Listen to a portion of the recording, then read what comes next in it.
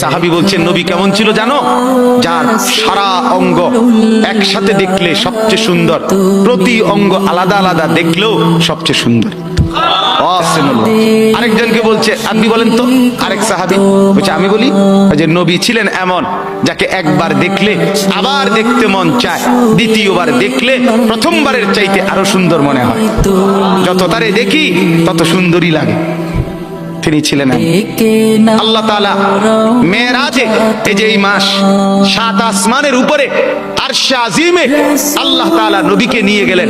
যখন আরশের উপরে আল্লাহ তাআলা রাসূল সাল্লাল্লাহু আলাইহি সাল্লামকে দাঁড় করাইলেন, এইবার আল্লাহ বললেন বন্ধু কোনানে আনছি জানেন? আপনি জানেন কোথায় আনছি আপনারে? কাজে আপনি যখন ছোটবেলায় জন্ম নিছেন, ছোট্টবেলায় ফেরেশতাদেরকে বলছিলাম ফেরেশতারা আমার বন্ধুকে কোলে নাও, নিয়া আমার সৃষ্টির পূর্ব থেকে পশ্চিম পুরা দিগন্ত ঘুরাও, আমার গোটা সৃষ্টিকে বলো যে তারা যেন দেখে বন্ধু আমি কেমন বানাইলাম।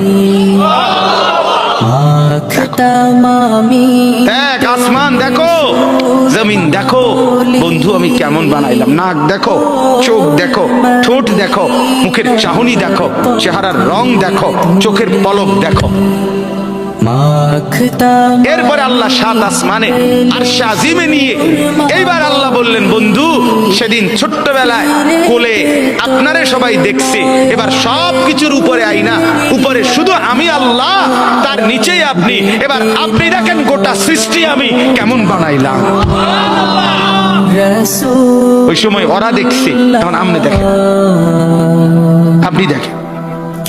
সুবহানাল্লাহ, এত বড় মর্যাদা সম্পন্ন রাসূল, তাকে ছেড়ে দিলেন, তাকে ত্যাগ করলেন। আল্লাহ আমাকেও বুঝ দান করেন, আমাদের প্রত্যেককে বুঝ দান করেন।